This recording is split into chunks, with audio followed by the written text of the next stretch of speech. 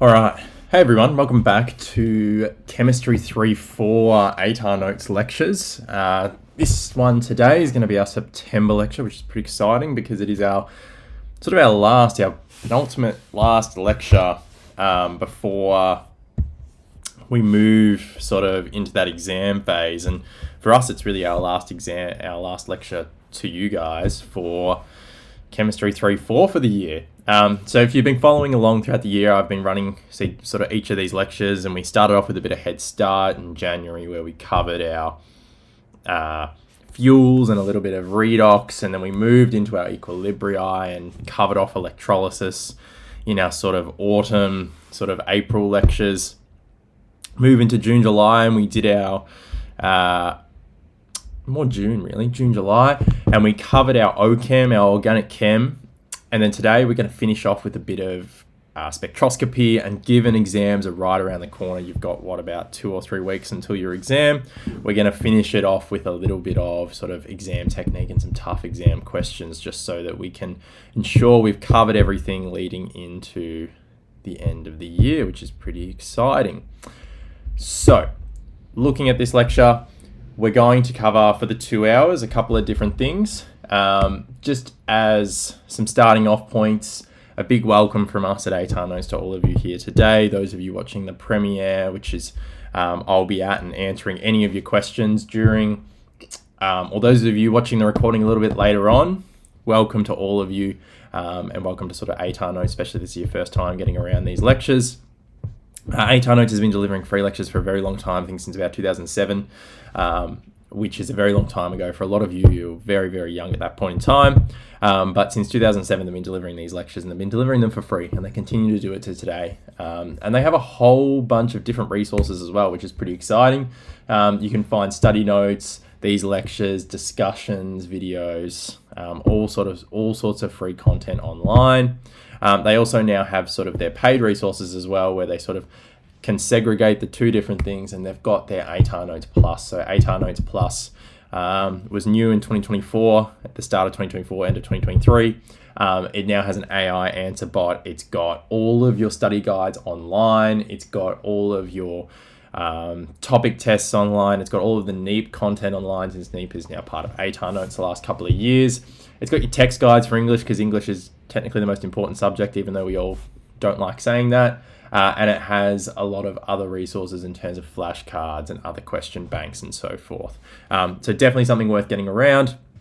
We also have our tutoring service, TuteSmart, which is where I sort of come into this and where most of the lecturers come into it. We all work through TuteSmart and sort of delineate off to the side and do some ATAR Notes work as well. And you're welcome to check out all of that. There's always, during these lecture series, there's always a lecture highlighting, ATAR Notes versus TuteSmart versus our ATAR Notes Plus, and you're welcome to attend those lectures and get a bit of an idea of what's going on with the three and whether there's some options for you, especially if you're in year 11 and you're watching this and this is your year 11 topic, your unit 3, 4 and year 11, and you're looking into year 12 and you're like, how am I going to improve on my marks, etc. These are always great options. So as I said, welcome. This is our spring September lecture series. Obviously, this is a new study design, but just some other housekeeping things. Feel free to use the chat. As you can see, when you're at the premiere, you're welcome to use the chat. I will be there. I will answer any questions that you have. Please keep the questions chemistry related. The slides will be accessed below. The recording will be available after the premiere on the same link.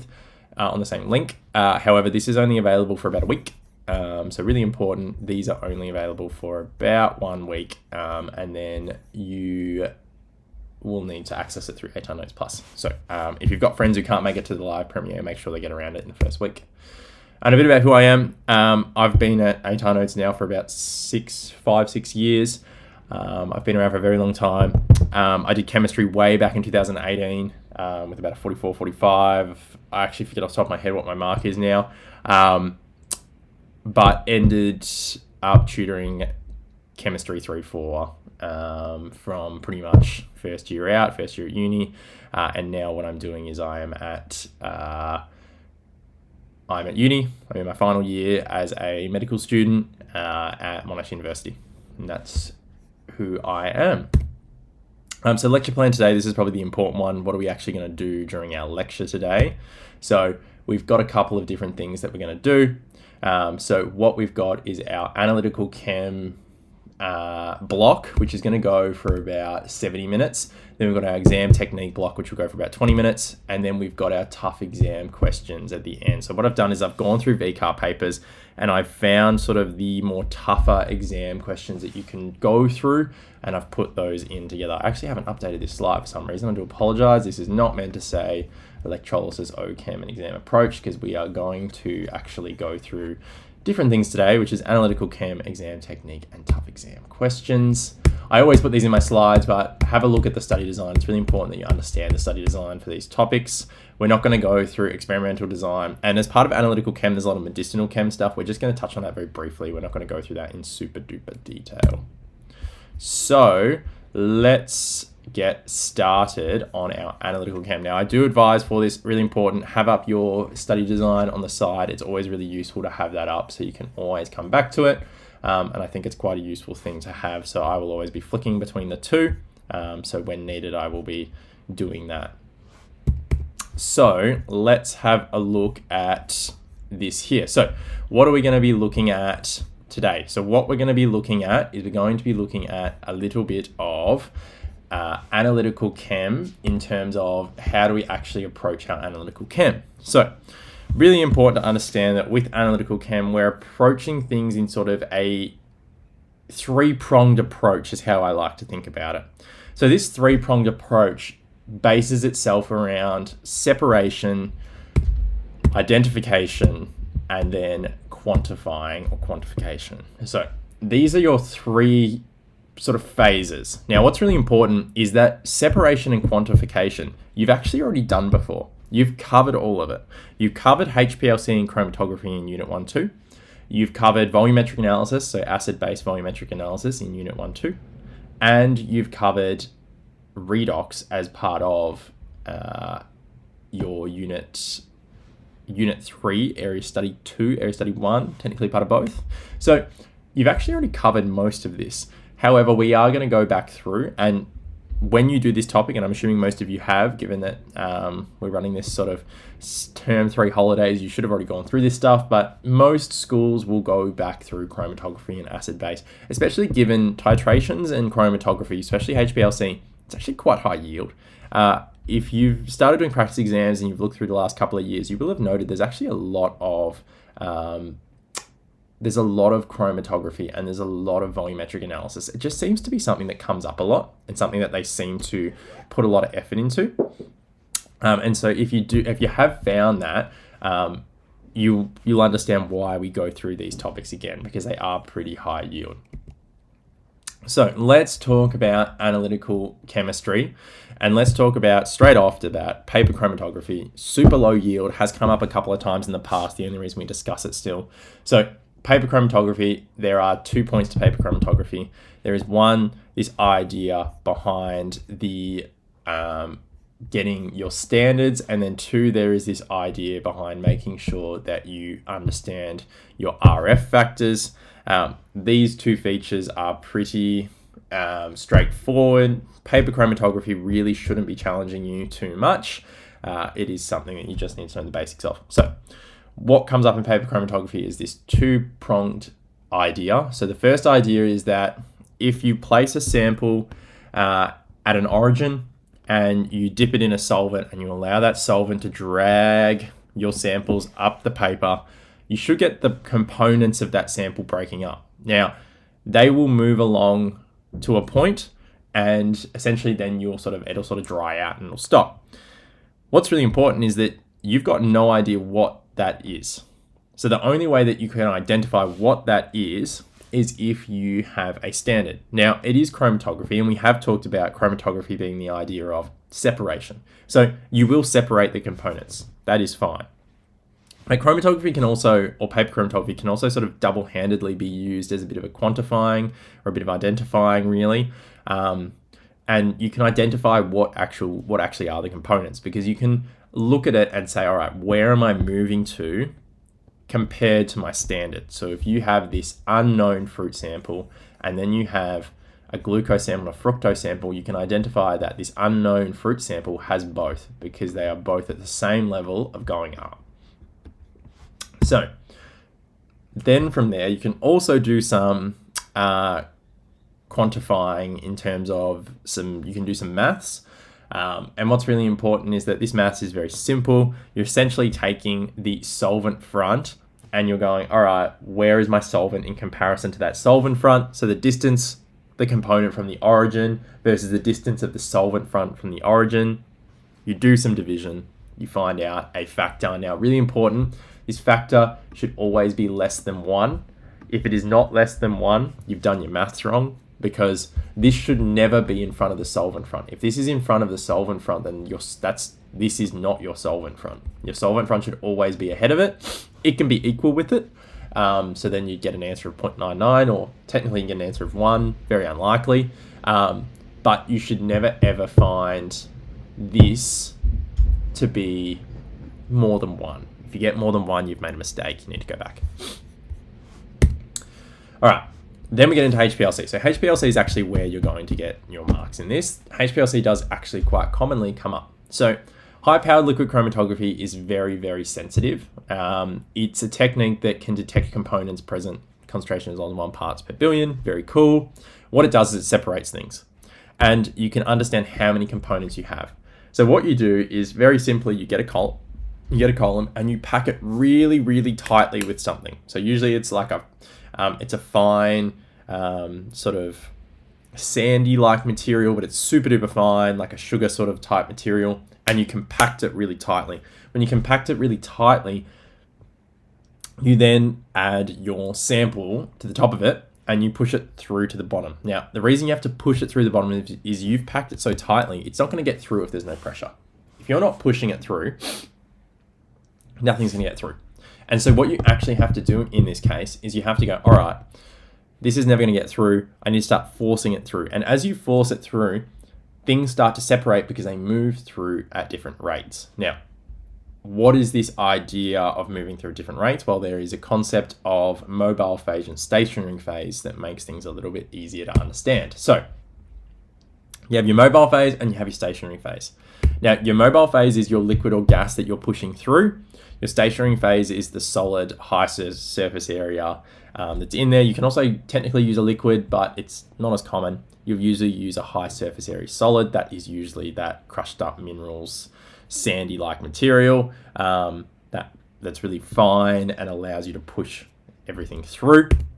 And what's really important is the mobile phase will carry the sample through. So the sample may just purely be a liquid, so it's the mobile phase. Sometimes your sample is actually a solid, so you need to dissolve it into a mobile phase, which is just like your solvent, and then you push it through. And then your stationary phase is what separates the components. Now, there's some really important wording with this that you need to understand. And that is this idea that when you're moving through the stationary phase and you're moving through the mobile, and your mobile phase is moving through the stationary phase, it's really important to understand that the reason things separate is because of this concept of adsorbing and desorbing. Now, when I say adsorbing, I'm not saying absorbing, I'm saying adsorbing. So adsorbing. I've got terrible handwriting when it comes to drawing on a Mac, so do please excuse it. But it's adsorbing, AD, and then desorbing. Now, what does that mean? It means as the mobile phase moves through, the sample will adsorb itself to the stationary phase. So think of it as you've got, your fine little bit of material here. It comes down. This is your mobile phase, and it sort of adsorbs and it rolls around, and then it comes off. So think about like water running over a rock. Now, what happens is the different level of adsorbing. So adsorbing is not, so I should probably explain. Absorbing, think of absorbing like a sponge, and you put sponge in water and it sucks all the water in. Adsorbing is not that. Adsorbing is like putting the sponge there and the water sort of hits it and then rolls around it and goes around it like that rock. It's not actually absorbing the water into the rock, it's going around it. That is adsorbing. So in this case here, adsorbing is where it goes around it. Now, if you have a stronger ability to adsorb the mobile phase, if you're the little rock and you really like this mobile phase, and so you try and stick it to you as long as you can, it's going to take a lot longer for that sample to get through. Now, if you hate the mobile phase and you are just like opposites to it, you'll push that mobile phase off as quickly as you can. So that mobile phase will be very quick in going around. It'll have a very brief adsorption and a very quick desorption. Desorption being pushing it off. If you have that scenario, your mobile phase is going to get through a lot quicker.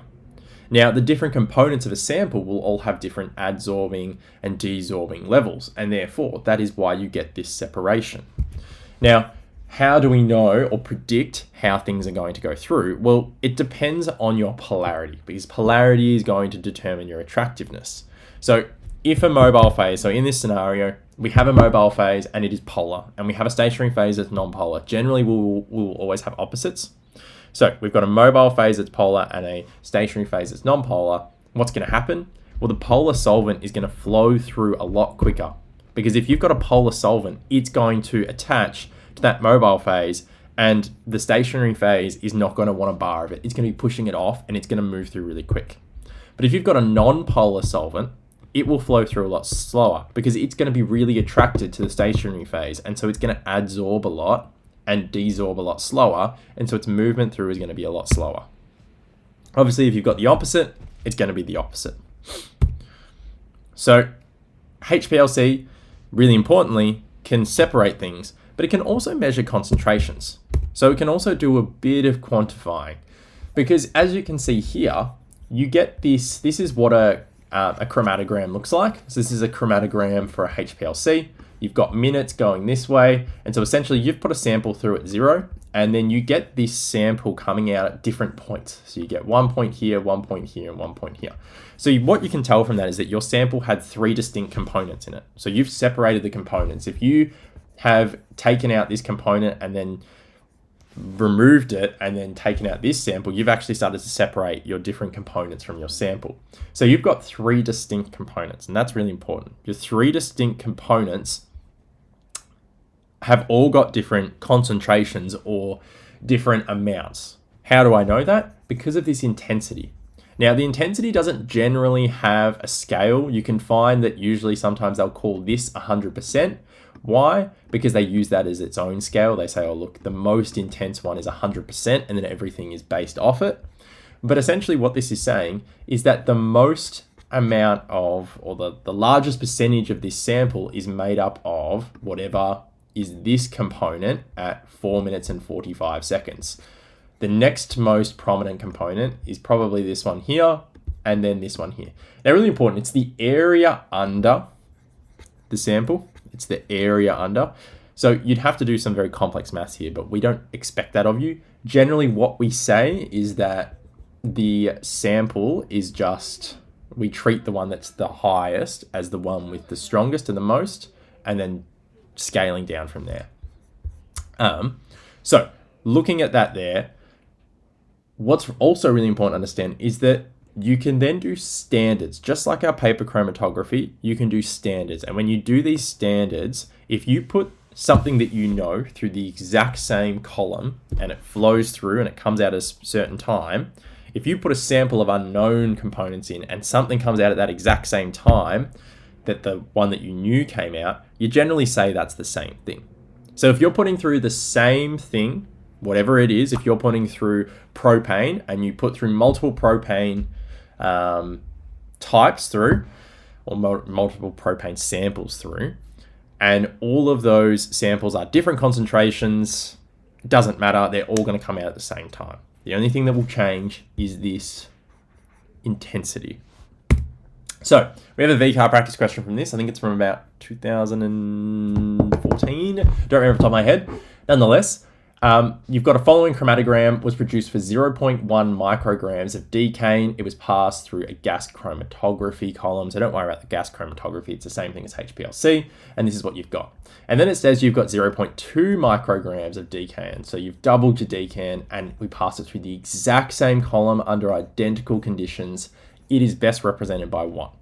So if you want to have a go at this, please pause and have a go. 3, 2, 1. Hopefully you're back and you had a go. So Maybe what I mentioned before with that propane example.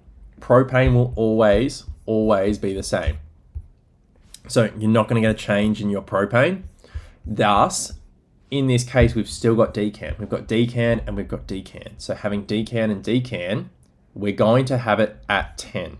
It's going to stay at 10. So A and B are wrong. Straight off the bat, I'm comfortable A and B are wrong because they reduce their retention time. That's not possible. You're using the same sample in the same conditions, but you've got more of it.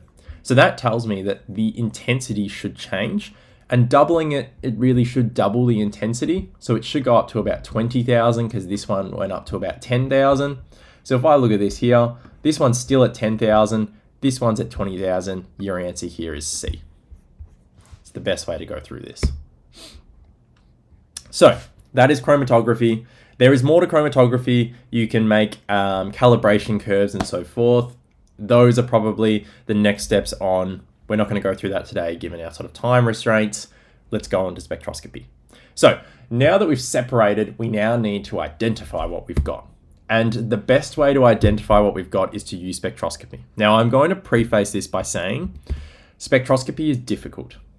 That's really important to understand. Spectroscopy is difficult. Now, why is spectroscopy difficult? It's because it's brand new and because it's quite hard to sort of get your head around what's going on. Now, I'm hoping at this point in time, you've all sort of been through it in school and you all feel a little bit comfortable with it. So what we're going to do today is give a very brief overview of the main points that I think you need to know for the exam. I'm not going to go through these in super duper detail and go through, hey, this is exactly how you do this is exactly how you do that. I'm going to go through the points that I think are relevant to the exam. What are you actually trying to get out of this? So, really important, 3 types of spectroscopy, and the 3 types of spectroscopy need to be used together. Please do not use them separately. You need to use them together. One goes with the other. They are not there to be used separately. They are there to be used as one. So please use them as one. And I think that is really important. I feel like there are times where students are too set on using one over the other. That is not how that works. You need to use them all at once. And that's really, really important. You need to look at your mass and then use the information you have from your mass to use in your IR. And then the information you have in your mass and your IR to help you with your NMR. So please use it like that. It's a really important skill. You need to be using them all together.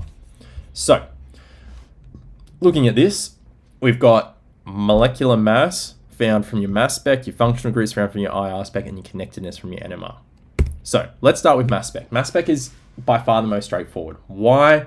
Because you are always going to take your most basic information from your mass spec, and that is going to be your molar mass, which is going to be here.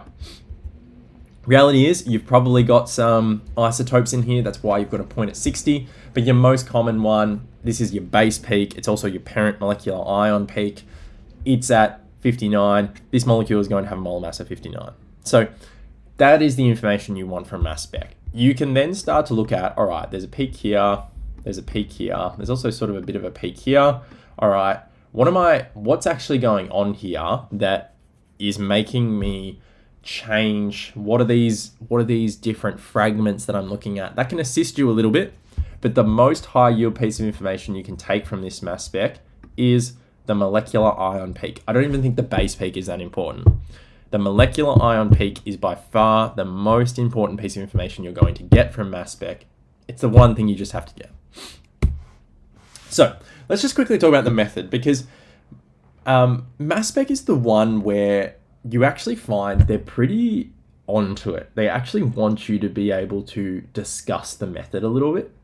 When I say discuss the method, they don't want you to be like, oh, you put the sample in this part of the machine and the machine then turns on and then you bombard it with electrons, yada, yada, yada. They don't want that level of detail. They know you know that it's bombarding with electrons, and you need to be able to say that in an exam, that mass spec is all about bombardment with electrons. It's important you know how to do that. So you do need to be able to mention that. But what do they actually want? Well, they actually want you to go through it and say, all right, if I bombard XYZ, or in this case here, what are we working with? We're working with propanoic acid. So this is propanoic acid. I'm bombarding propanoic acid with electrons, and I'm going to fragment it with the CH3 coming off. what it's actually going to look like. And they expect you to be able to draw something like this or something like this. So it's really important. There's two aspects, the ionization and the fragmentation. The ionization is the bombardment with electrons. This is the bombarding electron. It takes an electron with it. Therefore, you need to put the brackets around it with the positive. It still stays as a gas, that doesn't change, but you now have this positive symbol because this has been bombarded and it's lost an electron. The losing of an electron makes this molecule unstable. Now, being unstable doesn't necessarily mean it's going to fragment. It may fragment, it may not. That's why you get your parent molecular ion peak, because some of them don't fragment and they just pick up this cation going through that hasn't fragmented. But some will. And when those ones that do fragment, you get two different things. You get a free radical, which is delineated by this dot. And it's really important when you are drawing this out, you do the dot. You don't just go CH3, apologies for my terrible handwriting, and then just do like a dot like that. That's not good enough. It needs to be like this. It needs to be very obvious. Make it big, make it obvious. Use pen. So you are going to be doing CH3 like that as a free radical. And then the other fragment, which in this case here is the CH2COOH, that is positive. Now, which one am I going to make positive? Which one am I going to make the free radical? Unless the question tells you, it's either one of them, because it's completely random which one becomes the free radical and which one becomes the cation. There are most likely, and there definitely are, because I know some knowledge and some aspects of molecules that changes which one ends up with the free radical and which one ends up with the cation.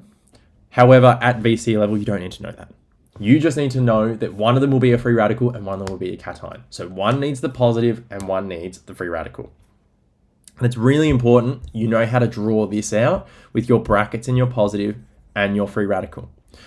Why is that important? Because they will ask you a question and they will say, oh, like, you understand that the molecule is this. So you understand the molecule is propanoic acid. And you get given a mass spec, and on that mass spec, they give you a spot. Actually, I'll go to the next slide and I'll show you what I mean. So you've got this fragmenting. That's your molecular ion peak. And then you've got this fragment here. So this fragment comes up down here at 15.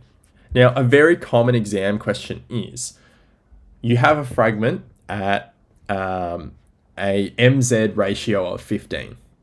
What is that fragment? And it's a 1 mark question. You've got one line. Now, if you write, oh, wrong one. Give me a second. Sorry. If you write CH3 on your line, and remember, they are asking you, what is the fragment? That is wrong. Why is that wrong? Because this is the fragment. This is the fragment.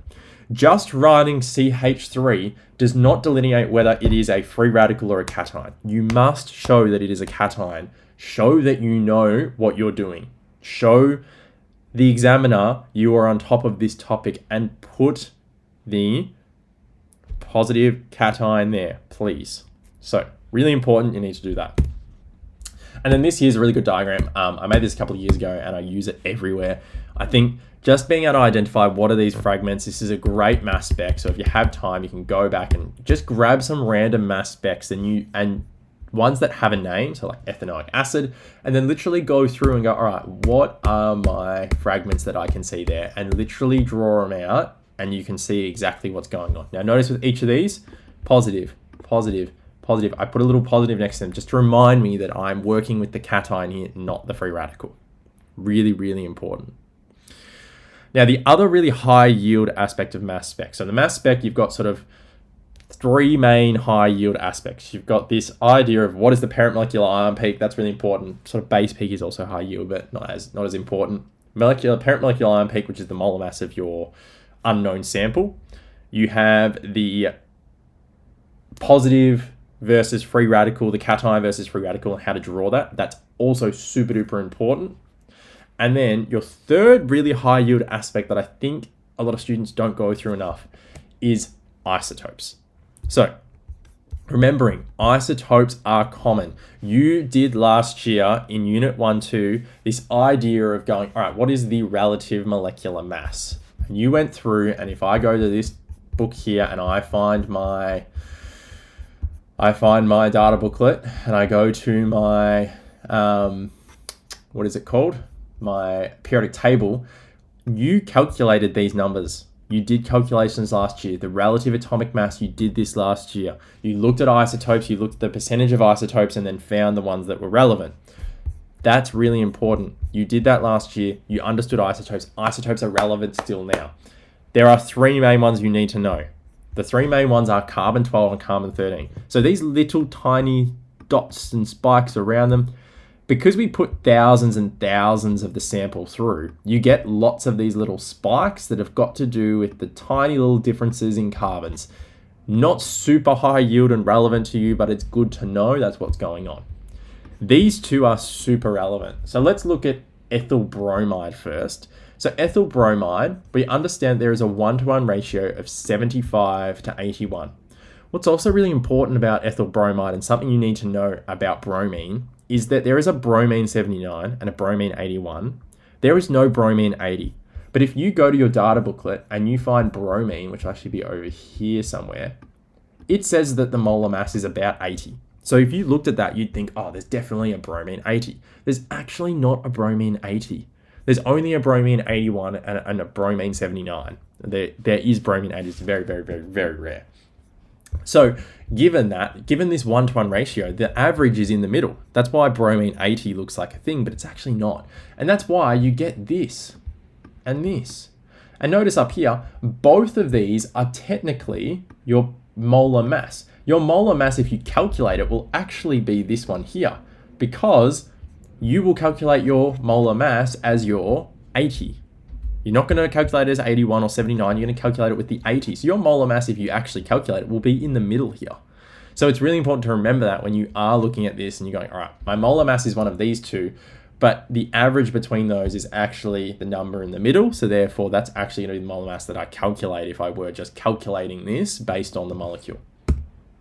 And then you have ethyl chloride. Again, these are both your parent molecular ion peak. They're both accepted. What's really important is that if you actually calculate it, you're actually going to get in here, because remember that the relative atomic mass is 35.5. So you're actually going to find that your sample or your answer should fall in between there, knowing that it's a chloride. So it's really important you remember these isotopes and how they affect what you're doing. All right, let's move on to infrared spectroscopy. How are we doing? We've done about half an hour, which is good. So let's look at infrared spectroscopy. Now, I'm going to put sort of just a bit of a disclaimer. I found infrared spectroscopy really difficult in high school. I found it the most difficult. I think it's actually quite simple. And what you need to realize is the more you do exams, the more there's only really 4 or 5 different IR specs they're ever going to give you. There's not really a lot. So what's really important about IR spec? A couple of things. You need to know about 3 or 4 distinct waves. There are 3 or 4 distinct waves or peaks or troughs, whatever you want to call them, that are important. They are the 3 or 4 ones that are going to come up every single time, and we will go through them. Now, what else is really important? Everything below 1500, so 11, 12, 13, 14, 1500, everything below 1500, it's about there, is irrelevant. Why is it irrelevant? This is referred to as the fingerprint region. I hope you know this by now, but the fingerprint region is the region of which the fingerprint region is the region of which you can delineate very specific molecules. So let's say you had propanol versus propantuol. So the OH group or the hydroxyl group is on the final carbon or the first carbon versus the middle carbon. They're both going to show exactly the same at this part. Everything here is going to be the same. Everything here will be slightly different. Now, how is it slightly different? Beyond the scope of VCE. You don't actually need to know, and that's really, really important. That everything below this is completely irrelevant to you, and you do not need to look at it. So please do not. Now, how does IR delineate itself from mass spec? Well, mass spec we bombarded with electrons. We actually didn't use EM, so we didn't use any electromagnetic sort of spectrum radiation and waves. We actually just used electrons, so technically it's not a spectroscopy, but IR spec does. It uses infrared. Now, infrared is a really weak energy. It's really weak. It doesn't have a lot of energy in it.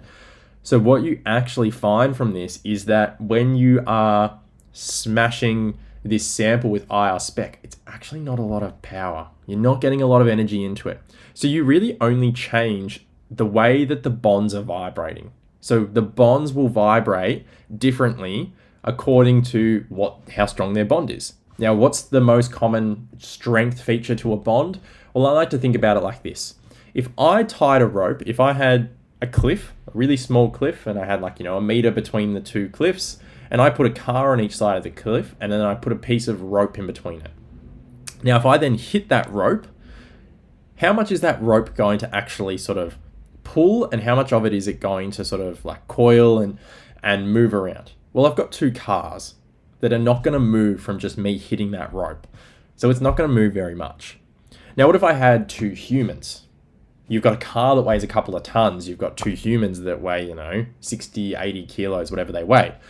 And those two humans have the same string between them. And I hit that string, it's going to move a heap more. It's just going to move way more. Why? Because the two humans weigh a lot less. So the amount of energy I'm putting into that string or the rope is the same amount, but it's moving it a lot more because the two things on either side are not as heavy, they're not as stable. So the one thing that's really important about IR spec is that what changes how these bonds vibrate is all got to do with the molecular mass and the strength of the bond. Now, obviously, there's other things that increase your strength of bond, but molecular mass is probably the most important one. So, looking at this, just going back to the fingerprint region, so I think this is really high yield. You don't need to know what the fingerprint region is. So you see there, exactly, they look pretty much identical. You pull those away, and you find that you actually had propane 1-ol versus propane 2-ol, the example I said before. So literally just the position of the OH has changed this, as you can see there. So let's go through the examples I want you to know. So there are distinctly 2 to 3 examples I want you to know. So the first example is the stiletto example. Now, the stiletto example is this here. You have this wider bond at around 3,300 to 3,600, somewhere around there. This is referring to your OH group. Now, how do I know that? Because my data booklet. So let's go to the data booklet. So I go to my data booklet and I scroll all the way down to here. And I find that between this bond here or this peak falls at about 3,100, 200, 300, about 3,300 to 3,400. 3,300, 300, 400 is any of these ones here. Now, really importantly, I know from this shape that it is this. It is this. I know from the shape of this, IR spec, this is an alcohol, which has been confirmed by up here. This is most definitely an alcohol. This peak here refers to the alcohol, the OH. So it's this bond in here that is vibrating. This here at about 2,900, 3,000 is referring to each of the CH bonds. So it's referring to each of these. That's the vibration from each of those. So what's really important here is that this shape, this stiletto shape, this is what they refer to as a stiletto. This is the foot and this is the heel. This is the stiletto shape. This is always an alcohol. The likelihood of this coming up is huge. This always comes up for some reason. They just love bringing this one up. So it's really important that you know this.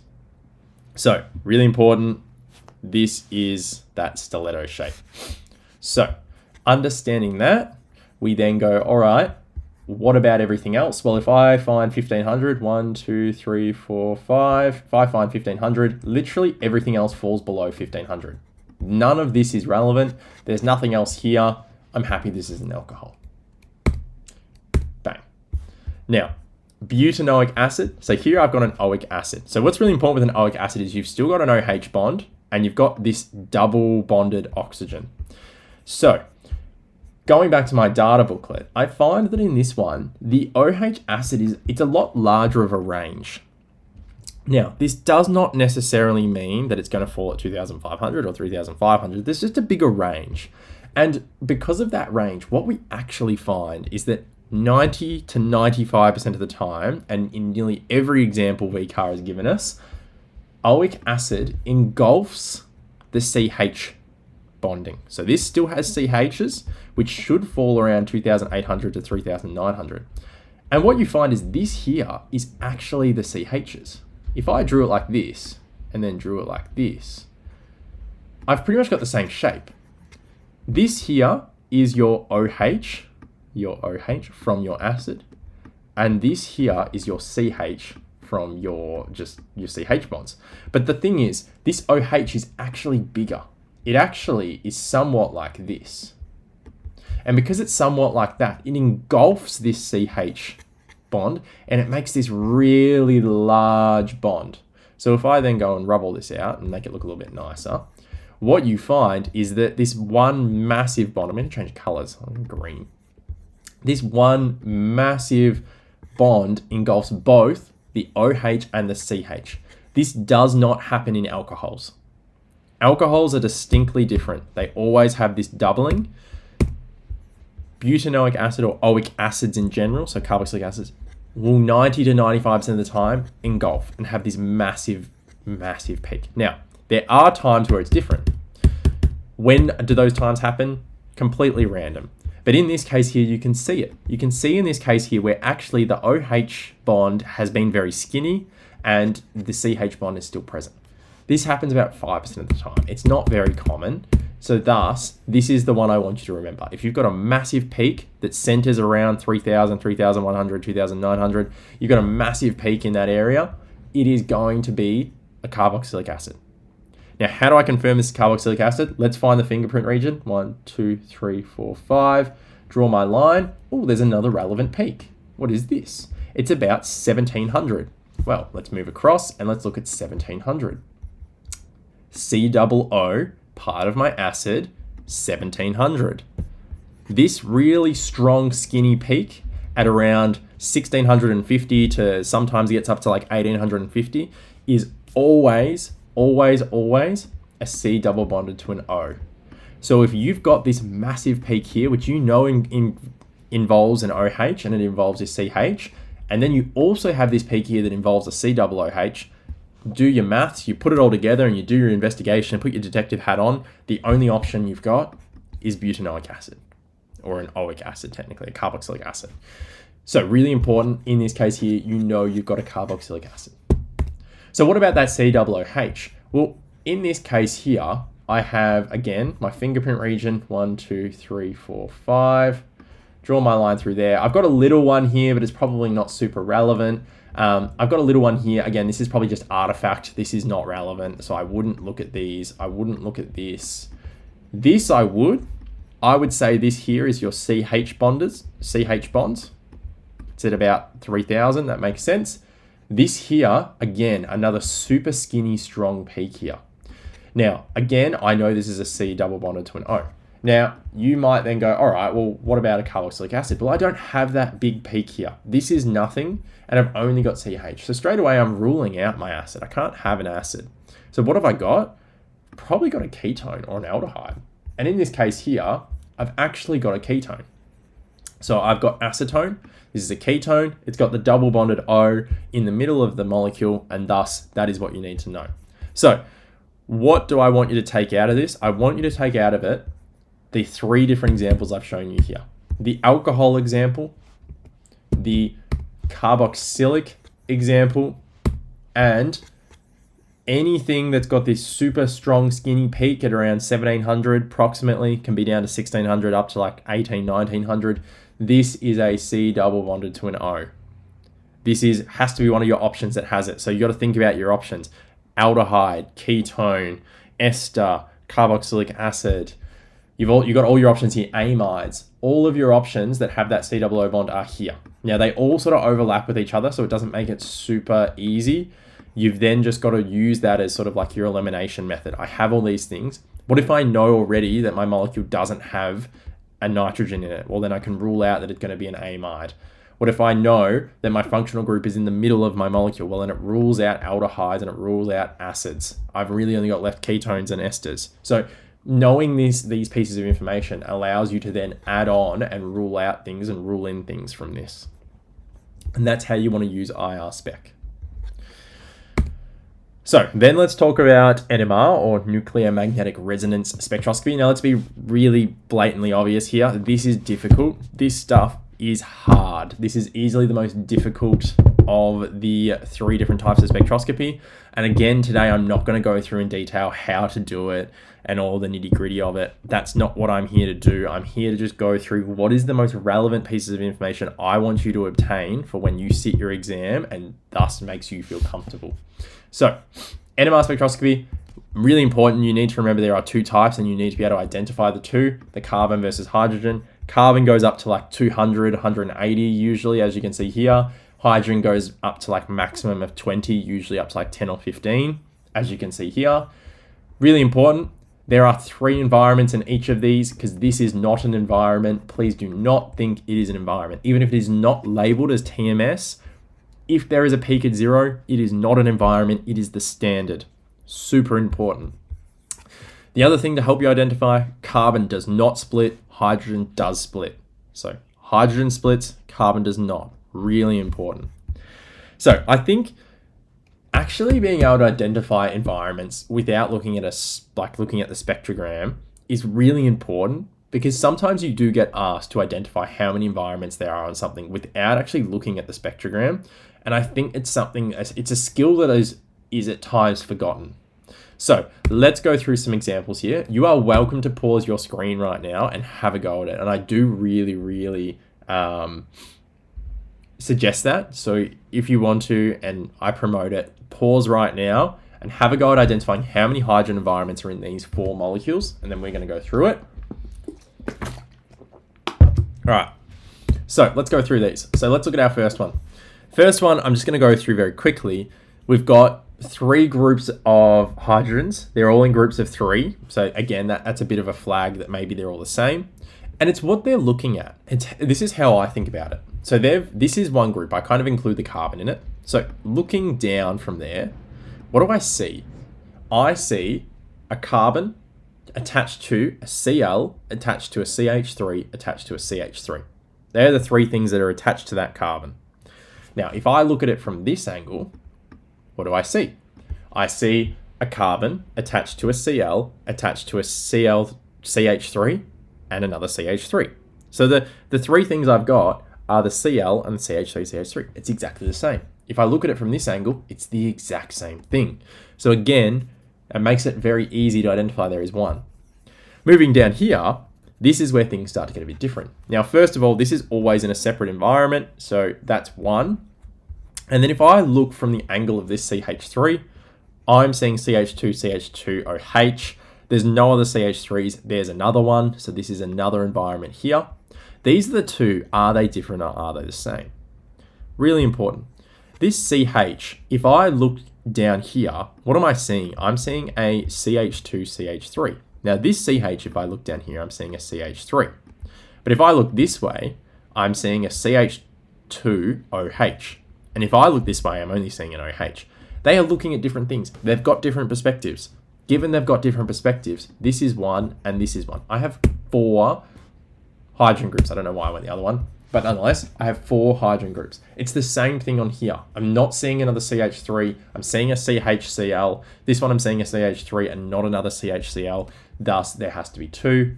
And in this last one, this hydrogen is definitely going to be in its own environment. There's nothing else with one hydrogen. But are these 2 the same? I would say yes. They're both looking at a CHCl and then a CH3. And then this one is also looking at a CHCl and then a CH3. So I would say these 2 are definitely in the same environment. They are. You've got 2.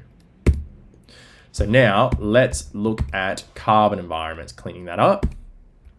So carbon environments, really importantly, they don't always match your hydrogen environments. And I think that's another thing that's super duper important. I find at times there's a lot of students that I sort of teach and tutor that come in and say, oh, the hydrogen and carbon environments over the years have said to me that the carbon and hydrogen environments, like I found the hydrogen environments, thus the carbon environments are the same.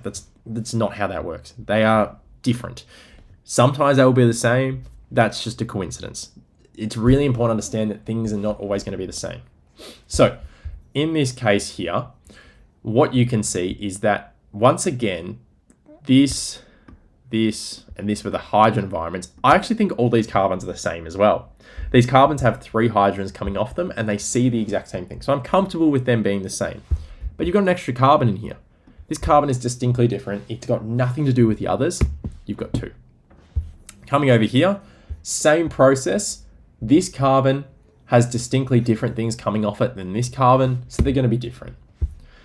Again, here, you've got a carbon that's got a CHOH, you've got a carbon with a CH2, and you've got a carbon with a CH3. It's going to be different. And then lastly, this one actually matches very well, but this one has the same thing coming off it as this, and they both see the exact same thing. So it's what they see, they're seeing the exact same thing, so you've got 2.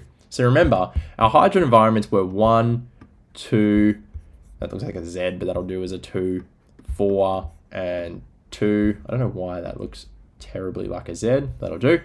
So these 2 matched, just a coincidence, but these 2 didn't. These 2 did not match, and it's really important to understand that with these 2 not matching, none of them technically could ever match. So it's really important to understand that you cannot just say, oh, I know the hydrogen environments, thus I know the carbon environments. It's not how it works. All right, continuing to move on. Let's quickly talk about TMS because you do need to know a little bit about TMS. What do I need to know about TMS? You need to know how to draw it, first of all. So it looks like that. So you've got your SI in the middle. I think it's like silicosis or something. I never really know exactly what it is, but you don't really need to. But you've got your SI in the middle, and then you've got your CH3s around it. This makes this molecule very protected. This molecule is extremely protected. It's got lots and lots of shielding, and thus it results in it being really, really upfield, and being really, really upfield makes it it essentially makes it stronger than any of the other ones. So thus it's always going to be at 0. So you're always going to find TMS at 0. Now, really important, most to nearly all VCAR exams will have a TMS peak. A lot of them will label it, some of them won't, but they will always have a TMS peak. A lot of ones that you find online and a lot of exams online and so forth, they don't actually use the TMS peak anymore. They just assume that you know that 0 is that, and they just don't put it there. But it's just really important to understand that if there is a peak at 0, it is TMS. It's the reference compound. It stands for tetramethylsilane, so it's silane. You do need to know it. You need to know how to draw it. You need to know the structure of it and the importance of it. There are 3 things you need to know, and you do need to know them. You cannot get away with not knowing that, unfortunately. So you do need to know that. And then quickly just splitting in hydrogens. I think hydrogen NMR, people forget about splitting a lot. So a couple of really key rules. If you've got an OH, which commonly comes up in these, it's always never going to split. So as you can see, that's always going to be that one there. If we look at the others here, we've got a splitting into 3, a splitting into 3, a splitting into 5, and a splitting into 1, 2, 3, 4, 5, 6. So we've got a splitting into a 6, and we've got a splitting into a 5, and a splitting into a 3 and a 3. So what are we actually going to have? So I can tell you now, this one will split into 3. So each of these are in different hydrogen environments, by the way, because there's no symmetry. So this will split into 3, this will split into 5, this will split into 6, and this will split into 3. I can tell you that now because of the neighboring. So if you look at that, you have that splitting into 3, you have that splitting into 5, that splitting into 6, and that splitting into 3.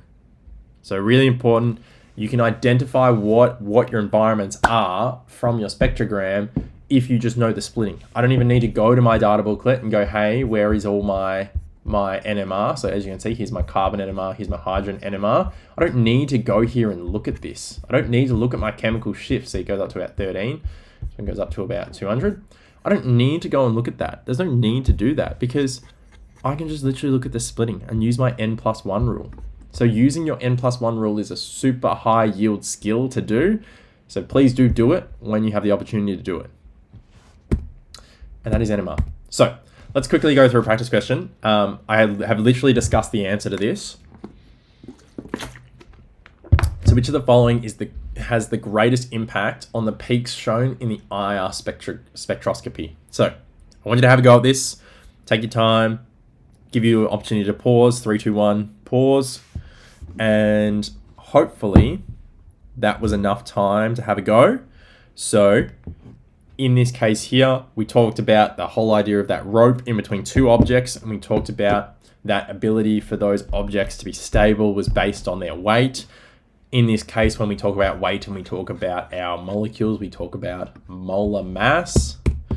As such, heavier bonds, harder to vibrate. As you can see here, there's some other things here that are really important. Electronegativity does not affect bond vibration. The charge is all about mass spec, really important, and the magnetic spin is NMR. So your answer here is C, that your molar mass is the most important thing. Now, lastly, I'm not going to go through this, and you're welcome to go through it yourself. You can find the exam, you find the examiner's report. But I just wanted to show you that this is what VCAR gives you. They give you each of them. So in this one, they actually didn't give you any mass spec, but they give you each of them, and then they talk you through them. They talk through this, and they talk through this, and they talk through this, and they eventually end up with you getting your answer. And it says, consistent with all the evidence provided. And they essentially giving all of this to you as evidence. So if you looked at this here, I can tell you right now that you have a COO and you've got a CH. So you've got some sort of ketone or aldehyde in this case here. And then from there, you can start to determine, all right, what else is going on here? Well, I have 3 carbon environments and I have 3 hydrogen environments. So how do they work? And as you can see here, that's literally a question. They're giving you all of this information. They've even given you a table here. This table tells you how many hydrogen environments there are. There's 3 rows, so there's 3 hydrogen environments. That's a free mark. So you would go through and say there's 3, using the IR on page 7. This is an old exam, so it's no longer on page 7. Identify the atoms and bonds between associated with the labeled A. So you'd write C double bond O. It's literally what you would write here. You'd write C double bond O. I know that's terrible writing. You'd put 3. I've literally gone through this in about 15 seconds and I've got 3 marks. That's how quickly and easily these marks here. Then it says the signal at 1.3, what is the number of equivalent protons bonded to the adjacent carbon? Well, 1.3 is just split into 3. So I can tell you there's 2. I've got 4 marks straight away. These are 4 extremely straightforward marks that you should not be missing. This is where things start to get a little bit harder. It says draw the group of atoms that are giving rise to the triplet and quartet splitting patterns. So you need to start to think about, all right, what's going on with this triplet and this quartet? What am I actually getting out of it? And then from there, you can also go on and do, all right, propose the structure of compound X, and you can do it from there. But nonetheless, you've been given so much information here, you've just got to go through and pick it apart and figure out what is going on. They've even said that the molecular formula is this. They've even given you the molecular formula. So they're making it very, very straightforward for you. In this case here, you actually end up with an ester. That's what's going on in this molecule. So it is an ill OH. And you can go through and figure that out for yourself by looking at all of this information here and going, all right, what's at 160? What's at 9? You go to here, somewhere around 9. I've got this idea here of where it is again, here. Well, actually it's not, but you're talking about some slightly different stuff here. But what you find is that this isn't ester. There's probably slightly different data booklet, and it's why that doesn't match perfectly. But in the end, you're still going to be able to figure that out. So let's continue on to volumetric analysis. This is your last step. So volumetric analysis. So we talked about identification. We've talked about separation. This is quantification or quantifying. So we're figuring out concentrations and amounts. Yes, we can do a little bit with chromatography, but this is much better.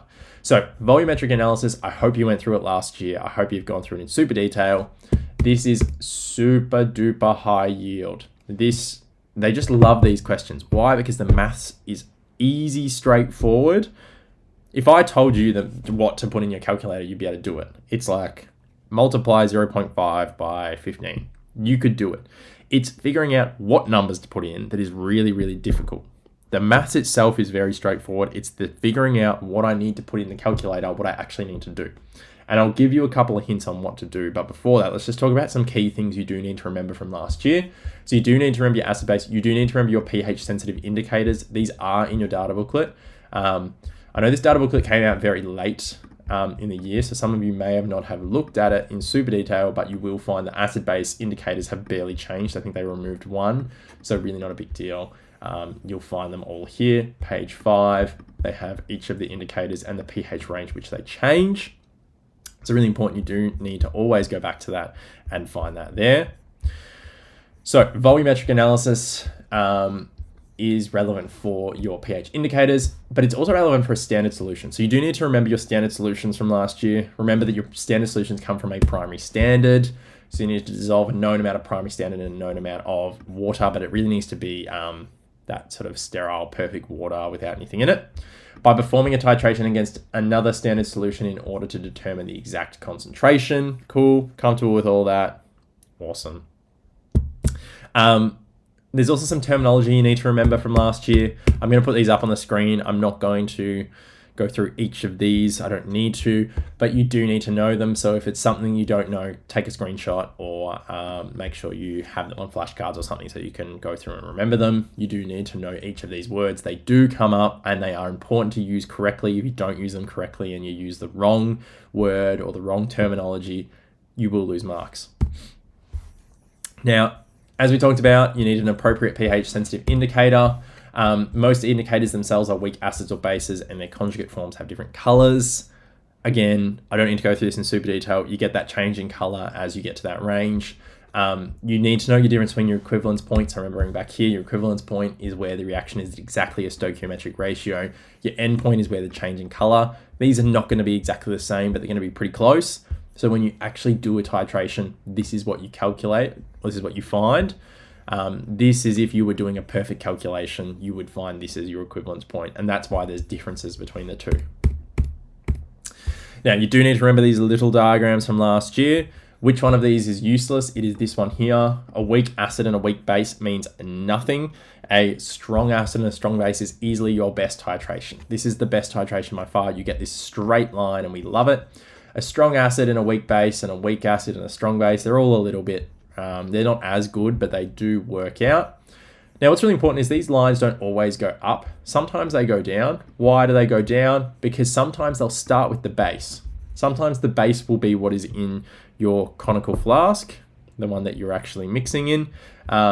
So really important, this is the pH that's in your conical flask down at the bottom. I believe it's a conical flask. It's this one down here. Yes, this is your conical flask. So that's where the pH is coming from. Really important. It's not coming from what's in your burette. This is coming from what's in your conical flask. So whatever's in your conical flask will be what your pH starts at. So in each of these ones, the acid is what is in your conical flask and you've got your base in your burette. Now, you do need to do some memorization here. You do need to know an example for each. So you need to know 4 examples. Now, hopefully you remember them from last year. If you don't, I want you to pause right now and have a quick think. What are my 4 examples? You may not know a weak acid and a weak base, and that is okay if you don't know a weak acid and a weak base, because generally, I remember when I went through Unit 1, 2, I was only really taught the strong acid and strong base, and then I only learnt the weak acid and weak base when I came to 3, 4. If you don't, that's okay. But you should know an example for each. We will go through each of them. So as you can see here in this question, you've got a diagram below that represents a titration curve. We've started at a base here, and then we've got to a really strong acidic point. So in this case here, I would say we've started with a weak base, and we've got a strong acid because we've ended really strong, and we don't have a really nice curve. So therefore, we definitely got a strong acid. The strong acids here are the HCl's. I hope you remember that from last year. HCl is always your strong acid. We're not looking at ethanoic acid as our strong acid. That is our weak acid. So that gives you your answer for your weak acid there. Then we need to look at which is your strong base and which is your weak base. I hope you remember your strong base from last year was NaOH, sodium hydroxide. That is your strong base. Thus, process of elimination, your ammonia is your weak base. Your answer here is A. There's your little hint. This is what you need to remember for this year. HCl, strong acid. ethanoic acid, weak acid, sodium hydroxide, strong base, ammonia, weak base. So you do need to know these four. It helps you answer questions. This is a VCAR question. I should have wrote that up here. I do apologize. This is a VCAR question from a couple of years back, and you do need to remember each of these. This was the expectation in this question, was that you remembered this. All right, from here, really important, you got your sample. It's really important. You need to remember how to go through a titration. Now, this might seem silly, and you might look at me and be like, why are you teaching me how to go through a titration? Why am I teaching you to go through a titration? Because as I said before, it's super high yield, and the maths itself isn't necessarily difficult. I don't think the maths is the actual calculations you're doing are not hard. It's understanding what calculations you're doing. And I find the easiest way to remember it, and the method that I found has worked best for students, is doing a diagram. And if you put a diagram on a page showing step by step what you need, what has been done, you can then follow that diagram backwards or forwards accordingly and do your calculations. So I always have a little diagram. I always draw one when I have a titration question, even if it's just purely maths that I'm doing.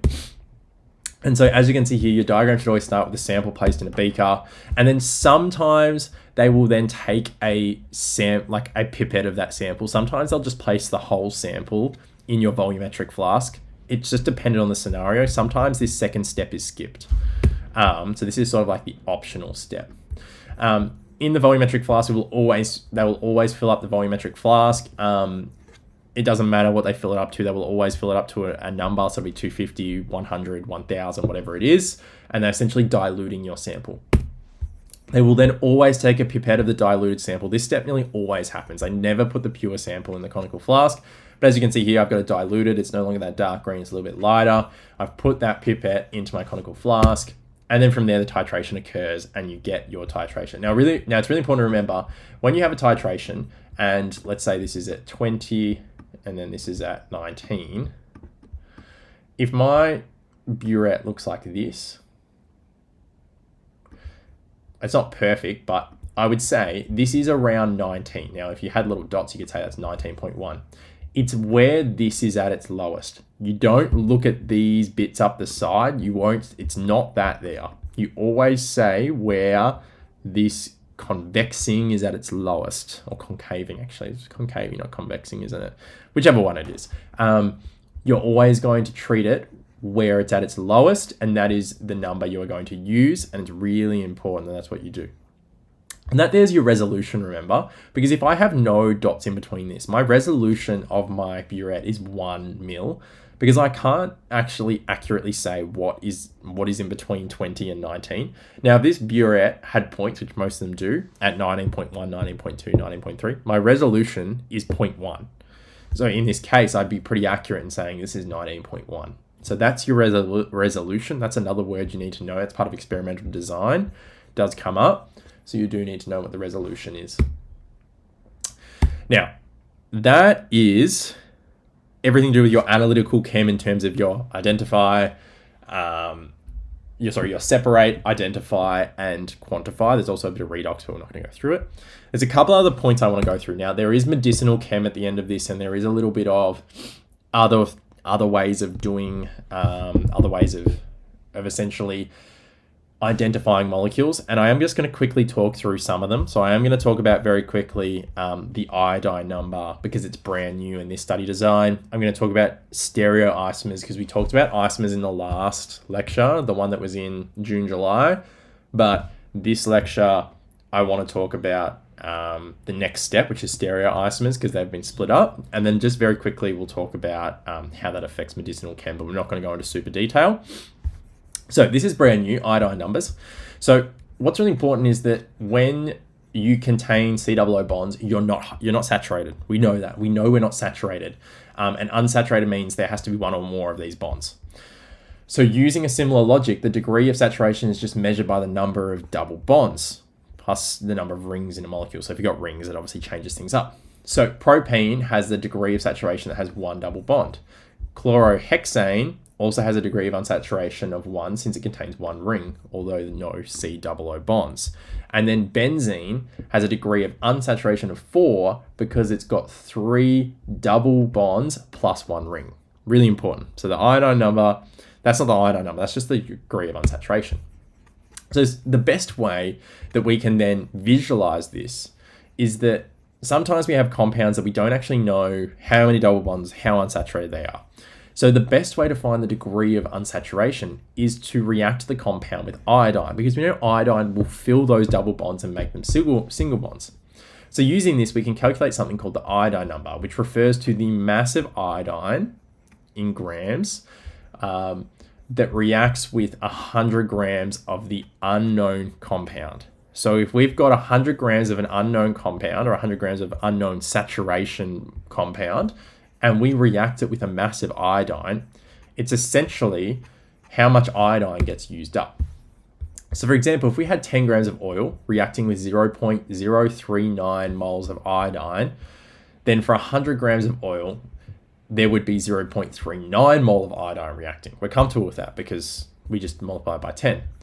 Since iodine number requires 100 grams of the unknown compound. Therefore, the mass of iodine is 126.9 times 2, because that's your molar mass, times by your 0.39. It's 98.9.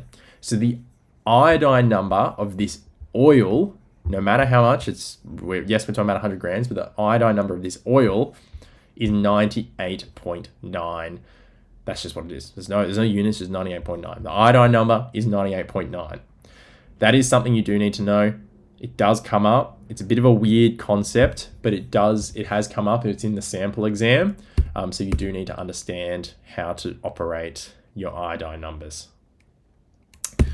All right, isomers as well. We talked about isomers last time, which are the chemicals with the same molecular formula. We remember that isomers can be structural or stereo, and we talked about structural last time. So we talked about chain and we talked about positional and all that sort of stuff. Now we're going to talk about stereoisomers very quickly. Now, stereoisomers have been cut down to optical in this study design. That's all you need to know. Now, an optical isomer, now these are structural isomers, is very weird. So an optical isomer is essentially atoms that have the same things, the same molecular and semi-structural formula. They look identical, but they're different. And the best example I can give is my hands. Look at my right hand. What has it got? It's got a thumb, it's got a pointer finger, a root finger, a ring finger, and a pinky. That's my right hand. Now, what about my left hand? If I look at my left hand, it's also got a thumb, it's got a pointer, it's got a root finger, a ring finger, and a pinky. And they're all connected the same way. The pinky is next to the ring, which is next to the root, which is next to the pointer. Same thing, pinky next to the ring, next to the root, next to the pointer. They're all in the same way, but they're different. They're mirror images of each other. Because if I go like that and I put my hands on top of each other, I cannot get my thumbs on top of each other unless I flip them around. Now we're not the same. So this is the idea that I've got the exact same semi-structural formula, but I've got a distinct little difference here. So notice how I've gone and I've changed the way these are connected. Now if I try to put these on top of each other, they're not going to be the same. And this can only happen when a carbon has 4 different groups. So if I had a carbon that was a CH4, it's got 4 hydrogens, I cannot do this.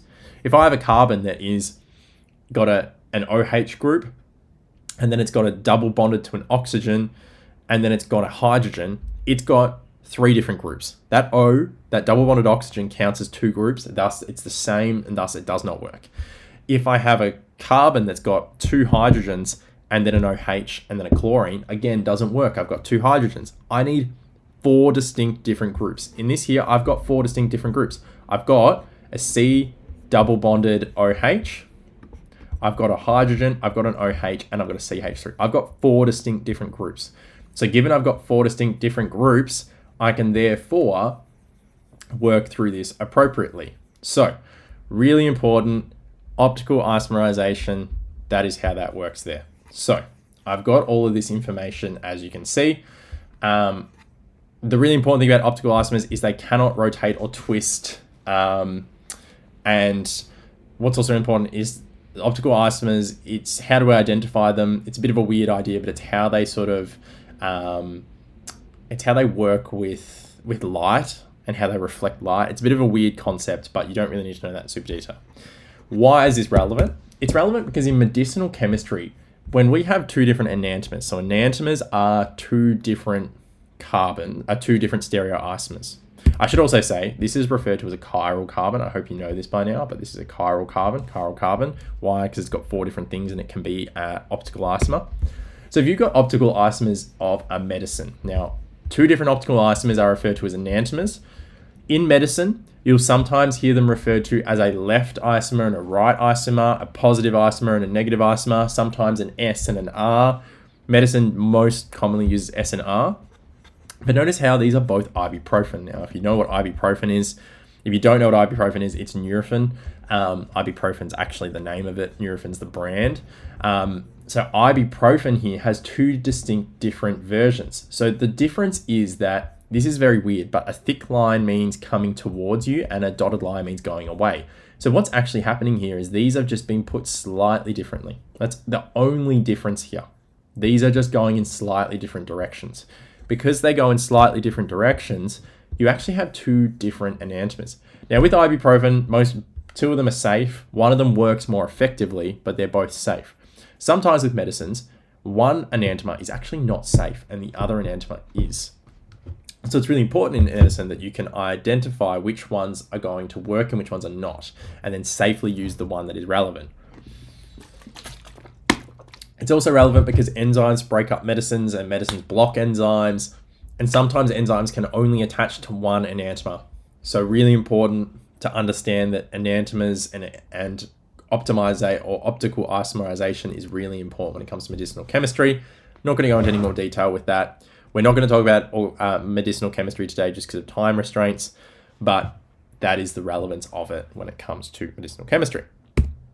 So we've now been talking for about nearly 80 minutes, so nearly an hour and 20. Got about 40 minutes left. If you need a break, I highly suggest it. Pause now, go and take a little sip, go get a coffee, whatever you need to do, and then you can come back. We're going to go through exam approach. So when I talk about exam approach, I briefly discussed it in the last set of slides, but I'm actually going to go through more detail what I want you to do in terms of managing time, reading time, processing, and so forth. And then we're going to talk about some tough exam questions. We're not going to get through all of the tough exam questions that are on the slides. I put more than what I'd get through on purpose because I was like, well, if I'm a little bit short on time, I can push through it. But I also identified that if they're there on the slides are available. You're welcome to have a go at them. I've labeled the VCAR year they're from, so you can always go and look at the answers, but I've also put the answers on the slides, so you're welcome to come back to them. So let's push on. So exam approach, exam strategy, and understanding. I think what's really important is that at this point in time, I'm hoping you've punched through some practice exams and you know what you're sort of doing. Managing time is really important. I think it's very individual how you manage time. And there are points here where I say, I'm going to talk about some points later on where I talk about managing time in terms of where you get your marks and not. But I think what's really important is that you need to make up a mind on if you do them in order, if you jump around, whatever you do. But I think what you need to do is have some time points. And I think this is really important. Jot down a few milestones while you're in the exam. So when you start writing time, jot down, I want to be done with multiple choice at 9:45. I think the exam starts at 9. I want to be halfway through at 10:45, whatever it is. I want you to have some time points that you can be like, all right, I'm on track. I'm going well. Please do not just forget about the clock. Please do check the clock semi-regularly. Maybe once every 10 minutes, just make sure you're on track of where you are. I think this is sometimes forgotten, and I think sometimes people don't put enough emphasis into managing time in an exam, and they just say, oh, I'm just going to get as much of it as I can. If you've done enough practice exams, that shouldn't be an issue. You should be able to get through your exam pretty much perfectly or a little bit early, or you might find you're a little bit short, but it's pretty good. But you need to have that time strategy down packed. So then when you get to the exam, you follow that same process and you're not changing things up. When I talk about that in this slide, have a process and stick to it. I think this really just means not to panic. So once you panic in an exam, it spirals very quick. I can speak from experience to say when you panic in an exam, you spiral very quickly. I did maths methods in year 11. And I got a relatively good mark, and I tutored it way back when. I couldn't talk about any math methods anymore because I've completely forgotten them. But my story from this is that being my first set of exams, I'd actually done the general exams before, but the general exams are very different. The time restraints are not there. But I remember I walked in, and the first exam is an hour, and it's no calculator. And I got through the first half of the exam great, and I was feeling great. And then I got to the second last question, or the last question, and it was a really difficult trig question. And I made an error really early on in this 4 or 5 mark question, and it absolutely butchered the maths from then on. And it became really difficult. I couldn't actually do any of the maths. It was so hard. And I panicked, because I was like, what am I doing wrong? This shouldn't be this hard. I've never done a question this hard with the maths without a calculator. What is going on? And I panicked for probably about 5 minutes, where I did nothing. And it took me 5 minutes to go, I need to stop. And I stopped for a minute, and I just went, cool, let's just stop. Let's just move on. And I moved on to the next question. But by then, and I know this is 6 minutes, and you might say, 6 minutes is not a lot. This exam goes for an hour. Yes, you have 15 minutes reading, but this exam goes for an hour. I have now wasted 6 minutes. That's 10% of my exam. And that's really important, because I understand from tutoring students in the past, I've had students who've come to me and said, I just did my English exam, and I got a really bad article, and I just panicked, and I spent 15 minutes doing nothing because I couldn't figure out what to go with it. And I think it's really important you have strategies for that, because as much as mine was only 6 minutes, it's 10% of the exam. 15 minutes for you is, I'm trying to do my maths here, but it's also 15 minutes is 10%. So if you panic for 15 minutes, you've lost your 10% of your exam. You panic for 7 minutes, you've lost 5% of your exam. It's really important you don't do that. So if you do come across things that make you panic, or things that really stress you out, you just need to have a strategy, whether that's literally, when you identify you're panicking, identify it straight away, put your pen down, sit there for 30 seconds. I'd rather you lose 30 seconds than lose 6-7 minutes. 30 seconds is very minimal in the context of things. 7 minutes is not. So really important that you sort of identify it early, take that deep breath and go, all right, I'm going to skip this question. I will come back to it. I will come back to it in the last 10 minutes. If I panic in the last 10 minutes and I've done the rest of the exam, that's less detrimental, because it's just this one question, which I was struggling with anyway. But if I panic now, I'm going to struggle a lot more. So identifying those things is really important. And when you stick to a process, you can generally finish the exam in a good time, which means you can sometimes have time to proofread. And I think that's a really important thing. Particularly those of you who are really strong and can finish the exam quite quickly, you can really attempt multiple choice questions more than once and make sure your answers are correct. Also, really important, checking that, because the multiple choice is answered on a little sheet where you fill in a bubble like NAPLAN. Really important that you check that you've filled in the right bubbles, because sometimes you will not fill in the right bubbles. And if you don't fill in the right bubbles, it can end your world very quickly. So really important. Please use reading time. I don't know how many more times I need to say this. I've been tutoring for 6 years, and I still say this now. Please, please, please use reading time. Do not waste your reading time. Reading time is an extra 15 minutes. It's a bonus 15 minutes. It's how I treat it. I think you get a bonus 15 minutes in your exam. Use it. So reading time is essentially just this extra time to start doing questions. This is how I did my reading time. I was a little bit OCD, so I check I have all the pages in the question book. It's a bit of a weird thing. That's just what I did. And then I would generally go and read my redox question. Why? I struggled with redox. Going through redox was clearly my worst topic. And so therefore I went to the redox question first. I was like, I struggle with this the most. So if I'm struggling with redox the most, I need to go and spend time on redox. So going and spending time on redox allowed me to essentially do the best I could.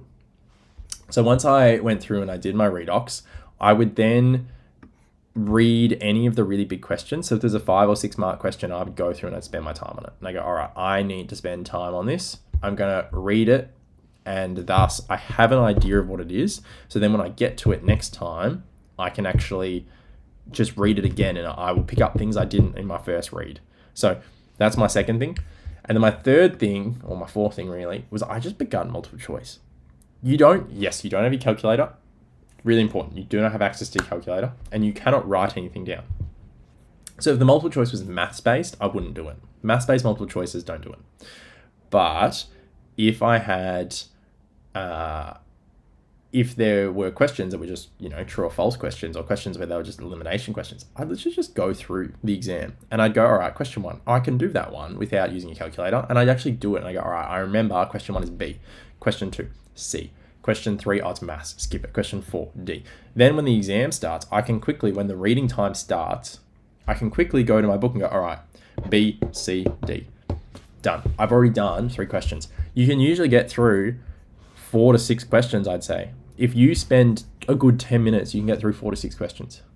You get through 4 to 6 questions, you've got, let's say you get through 5 questions, you've got 25 multiple choice questions left to do. And if you've allocated 45 minutes, you can definitely punch those out quicker than that, and you're ahead of your time frame. So please use your reading time. Please practice using your reading time. Please do not go into the exam never having practiced reading time. It's a terrible way to go about it. And then this is a question that always comes up. Do I do the exam forwards or do I do the exam backwards? And I think sometimes I probably get a little bit frustrated by people always asking me it, funny enough, but I actually think it's a very, it's a valid question. And I think what's really important is that for all of you, you just need to pick what works for you. What works? Do I much rather this exam forwards or do I rather the exam backwards? And when I say backwards, do I rather doing the writing time first, the short answer first, or do I much rather doing the multiple choice first? It's totally up to you. My big thing is that with the multiple choice, you need to have a time frame and say stop, because you would rather leave multiple choice questions blank, so then at the end you can quickly guesstimate. In a sense, you can sort of like read through the question very quickly and go, all right, I think it's B or C. I can't do that off the top of my head very quickly. I'm just going to go B or C. That's if you're really struggling for time at the end. You can get marks. You can't just do that with a short answer. You can't go, I've gotten it. I need to think about this. I'm just going to write down something. It's probably not going to get you marks. So really important. I think the most important thing here is you need to pick one and stick with it. It's individual. I went forward to back, but a lot of people I know did short answer, then multiple choice. It's totally up to you. And then you'll also ask me, what was that exam?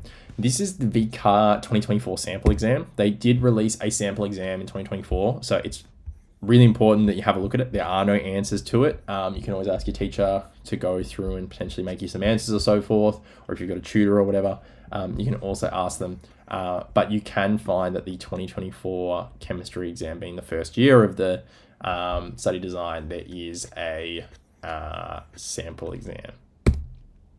And then exam practice, please make sure you make it count. I've already just briefly discussed it, but using reading time, please use reading time. I don't know how many more times I need to ask this. Just please use reading time. It's like the most important thing I can tell you. Reenact exam conditions. Please do not have your phone there and then suddenly start scrolling through TikTok halfway through it. Please don't. You need to sit through an exam for 2.5 hours. You need to know how to sit through an exam for 2.5 hours. If your first exam you're sitting through for 2.5 hours, or 2 hours and 45 technically, is the actual exam, you're doing something wrong. Please, please, please reenact exam conditions, especially now. I think the first couple of exams you did, totally fine. Do them open book, spend a bit of time, take some breaks. That's okay. You have now reached this point where your exam is in, 5 weeks, 6 weeks? You should be doing exams under exam conditions. Your English exam is in 3 to 4 weeks. If you're doing English, Englang, and Lit, I think are all at the same time. Your first exam is probably in like 3-4 weeks. You need to be doing exams under exam conditions, especially for those bigger exams. Like English in that, you need to be practicing sitting an exam for 3 hours. That's the reality. So please be used to doing that. You need to practice sitting exams under exam conditions and doing the full time frame. I especially think once school ends, because there will be a point, you probably have 2 or 3 weeks and you have a week or 2 weeks off before. Please practice at the time the exam is. Wake up in the morning like you're going to sit the exam. If the exam is at 9 in the morning, wake up to do the exam at 9 in the morning. I think that really helps. Correct the exam yourself. I understand subjects like English and psychology and some of those like humanities, geography ones where there's like essays. That's a bit different. And I understand that because to those exams, it's difficult. You kind of can't really judge how you're going. Chemistry, there is a right and a wrong answer. Yes, some of the paragraph ones are a little bit more wishy-washy, but 99% of the marks are right or wrong. You talked about this, you didn't talk about this, etc. You can answer your own exams. The exam answers are there. Please, please, please mark your own exams. That is how you will learn. If you do not mark your own exams, you will not learn. And I think that's a really important point. I think there's a lot of students out there who think, oh, I'll just get my teacher to mark it and then I'll just look through my mistakes. No. You want to keep bettering yourself. So I want you to be harsh, but not too harsh. Obviously, I don't want you to be like ripping yourself marks, but you should have been giving yourself marks. But you need to be realistic that I need to work hard, and that's the only way I can work hard is if I actually go, all right, let's have a look at why I went wrong. Let's have a look at marking this and going, where are my errors? Where did I actually think I did well? And you can also go like, I spent heaps of time on this question, but I didn't do very well. Whereas I didn't spend a lot of time on this question, I did well. You can start to identify areas where you actually need to sort of spend a little bit more time, spend a little bit less time, etc. So it's really important you answer your own exams, mark them yourselves. Really, really, really important. And then reflect on your mistakes. Please review. There is no point doing an exam if you're not going to review your mistakes. Period. If you don't review your mistakes, what was the point in doing that exam? So please review all mistakes that you make. You're going to learn heaps from it. And then this is a very contradictory point.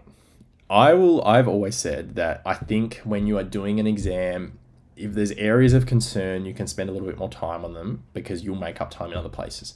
But if you're a bit tight on time, you're someone who finishes, sometimes 5 minutes early, sometimes 5 minutes after. So you push your exam limits. Please, if you're getting tight near the end, go to the questions where you get marks. Go to the topics. Don't go and waste time on the topic that you struggle with the most. If the topic you struggle with most is redox and you've got a redox question and you've got an equilibrium question left at the end and you've got 10 minutes, do the equilibrium question first. That is going to get you marks. That's where your marks are. That's your area of strength. You always get full marks on those questions in your practice exams. So go and spend your time getting your marks there, and then whatever time you got left, do your redox question. If you miss out on a few redox marks that you might have got, that's okay. So be it. There's probably a couple of questions there you didn't do, which you wouldn't have got marks from because it's a tougher topic.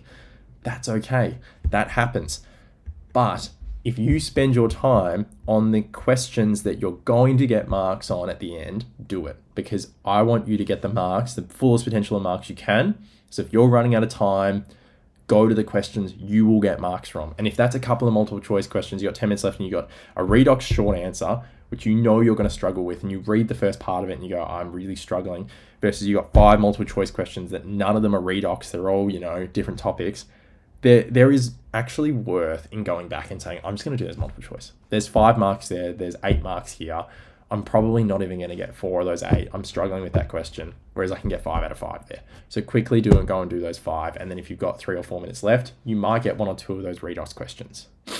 So really important, go back if you have to and get the marks that are there that you will guarantee getting.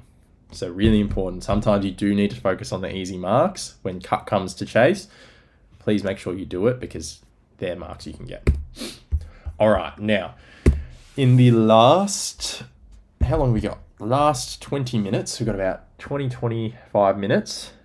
Let's go through some tough VCAR questions. So what I'm going to do with these is I'm going to put this question up on the screen. I'm going to read it and I'm going to say, all right, pause now and have a go. And I'd really like you to pause and I'd really like you to have a go. I think that's the best way you're going to learn.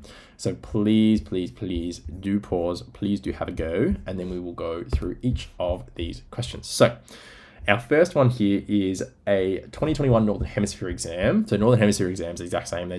They're run in the middle of the year for there's a couple of schools in the Northern Hemisphere that do VCE. So their exams are a different time, all under the same curriculum.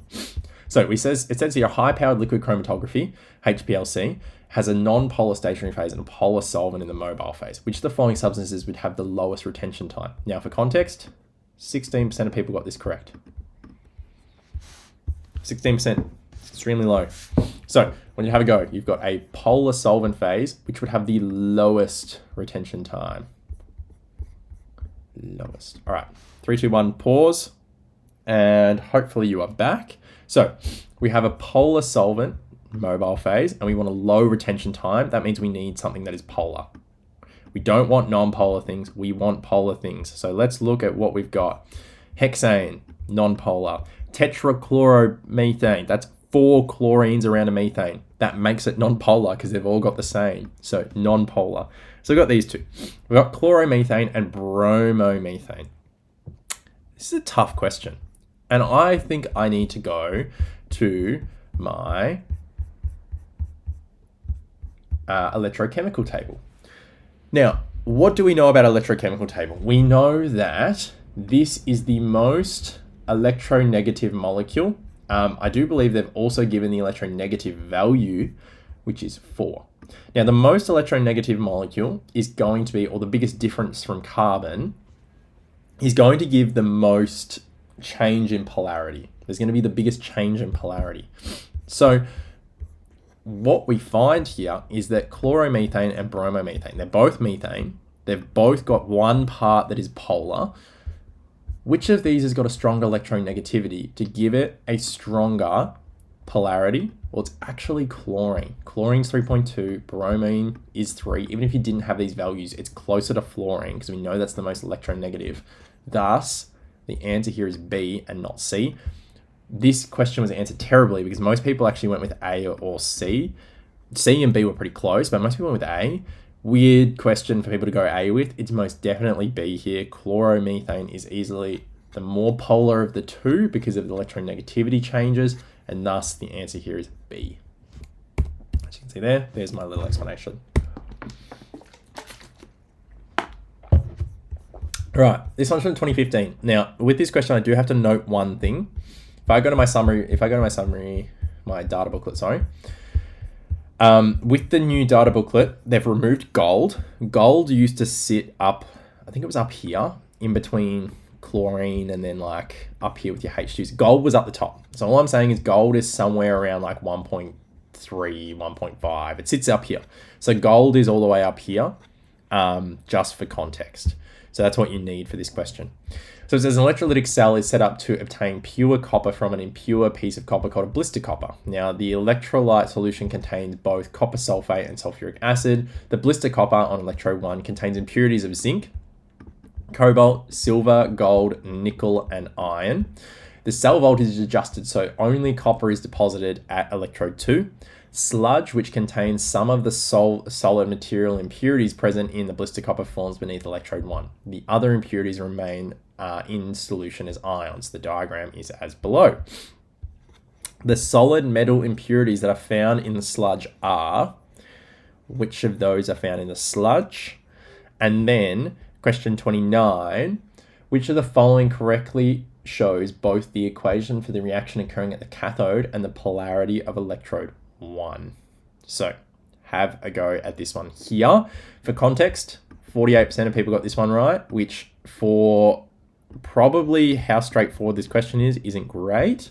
This question here, 31% of people got it right. This is a tougher question, so this makes a bit more sense, but only a third of the cohort got it right. So really good. So have a go at this one here, and note where gold is on the E-naught table. That will help you out. So 3, 2, 1, pause. And hopefully you're back. Hopefully you realized you needed the electrochemical series because I did tell you that. So it's really important, and you should have learned this by now, is that a blister copper or an impure copper has about 95 to like 98% copper. You should know that it's nearly all copper. Now, what that means is that as this copper is used up, everything that's left starts to fall off because there's nothing to attach to this electrode with, because the electrode is just folding away. But remember that it says there's zinc, cobalt, silver, gold, nickel, iron. So what is going to get used up first? So let's go down here and let's have a look. So we have a look at where our copper is. Where's our copper solid? And our copper solid is down here. And remembering that our strength is all based on going up on this side. And so therefore, what we're looking at is our strongest being here. Our strongest, so we're going down on this side. So our strongest is down the bottom and our weakest are at the top. So what's actually going to get used up first is anything below the copper. So anything below the copper is going to be some of your options here. So where's our nickel and where's our silver? Well, nickel's below it. So nickel is going to actually get removed from this as an ion into this solution first. So the nickel is definitely going to come off. What else have we got? We've got our iron. So our iron is our Fe, which is down here. It's definitely going to get used up before our copper as well. So nickel and iron are definitely going to come off. Then we've also got cobalt. Cobalt is CO. Cobalt here is also going to get used up. So each of these are going to become ions before the copper starts to change. Then the copper starts to change, and anything that's left is just going to fall off. So what have we got left? Oh, we've also got zinc. Zinc is also below. So zinc is also going to come off. So what am I left with? I'm just left with silver and gold. Now, if you scroll up, silver is up here. Gold is further up. It's actually not on here, but as I mentioned, it's further up. So given that, this has nickel in it, so no. This has cobalt, nickel, iron, no. This is the only thing that's left. Silver and gold are the only things that are going to be falling off into the sludge. And then which of the following correctly shows both equations for the reaction occurring at the cathode and the polarity of electrode 1? So what we've got here is a bit of a different question in terms of what is the polarity of electrode 1 and then what is going on everywhere else. So in electrode 1, we know that copper here is becoming copper 2+. So if we go backwards, remember that oxidation involves loss. Loss here is loss of these. So this here is your anode. Now I know this is my anode. Now remember, this is electrolysis. We have a power supply. So being electrolysis, our normal way of thinking about our polarity or our positives and negatives flips. So this actually becomes positive because it's the anode and it's going through electrolysis or recharge if you want to think of it like that. So your answer is not B and it's not D. So you're left with not B and not C. I don't know why I said not D. Wrong one there. So you're left with A or D. So being left with A or D means you just need to figure out what is happening at the cathode. So I know this is the anode, this is actually the cathode. And at the cathode, I've literally been told in this question that the cell voltage adjuster that only copper is deposited at electrode 2. So knowing this is the cathode, copper must be getting deposited. So which one is the answer? Well, it's the one that copper is the product in, or solid copper. So the answer here is A. So the only answer here that you can get is A. All right, let's move on to some short answer questions. So we get a standard solution of sodium hydroxide, NaOH, must be kept in an airtight container. So this is from 2016. This is because NaOH is a strong base and absorbs acidic oxides such as carbon dioxide from the air and reacts with them. As a result, the concentration of NaOH is changed to an unknown extent. CO2 in the air reacts with water to form carbonic acid. This can react with NaOH to form sodium carbonic reaction, so sodium carbonate. Write a balanced overall equation for the reaction between CO2 and H2CO3 and water to form H2CO3. And write a balanced equation for the complete reaction of H2CO3 and NaOH to form NaCO3. So this is purely about writing out chemical equations. For some reason, people really struggle with this question. I think that the average mark on this question, I don't have it written down, but I think the average mark out of 2 was something like 0.4 or 0.5 out of 2 for obviously the 2 questions combined, which is not very good. So again, have a go at this question and then we will go through it. So 3, 2, 1, pause, and then let's go through it. So really important. You've been told what needs to go in here. So you're going to write CO2 and then you're going to write H2O. H2O. I'm not going to bother writing out everything that you need. I've got the answers on the next slide. And then that's all we know is going in. And then we have our answer here, which is H2CO3. Now, remarkably, given how straightforward this question is and how poorly answered it was, tell me whether this needs balancing. Tell me whether you need to do anything to this. I know you can't tell me, but think about it. Two hydrogens. 1 carbon, 1 carbon, 3 oxygens, 2 plus 1 oxygen. This question does not need balancing. There literally needs nothing. You just need to know what are the right states. What people really struggle with in this question was understanding this is aqueous. This here is aqueous. This is a liquid, this is a gas. We know that the CO2 is in the air and it reacts to form carbonic acid. And really important, we've been told it reacts with them. As a result, the concentration of NO is changed. It talks about how this is in the solution. It talks about this being in the solution. Thus, this has to be aqueous. Really important. We must have that down. And then in the next question, it asks you to say asks you to draw a chemical equation where these two react to form this. So in this one, you're actually going to have some byproducts. There's no hydrogen in here. There's no hydrogen. And you've got too many oxygens. When I've got too many oxygens and I've got too many hydrogens, what do I make? H2O. So you're essentially adding these two together to make this plus H2O. And you just needed to identify that and then balance. And as you can see here, these are the answers you get. People really, really struggled with this idea of the states in each of these questions. And it was the one thing that really held people back. And it's really something that's actually quite simple. So do spend your time identifying states and knowing how to go through with states. All right, continuing on. A 10-liter container is completely filled with a freshly made 0.1 molar NaOH solution. So this is still part of the same question. During chemistry class, 9.9 liters of the solution is used and the air enters the empty space above the remaining solution before the container is completely sealed off from the outside air. The container is then opened. Air enters the container at 101.3 kilopascals and 21.5 degrees. Assume the concentration of CO2 in the air is 0.04 volume to volume. Calculate the amount of CO2 in mole that entered the container. So this was something people really struggled with for some reason. And I think it was this here. So we'll discuss what's going on with this, don't worry. But please take a second and have a go. There are 2 different ways you can go through this question. So 3, 2, 1.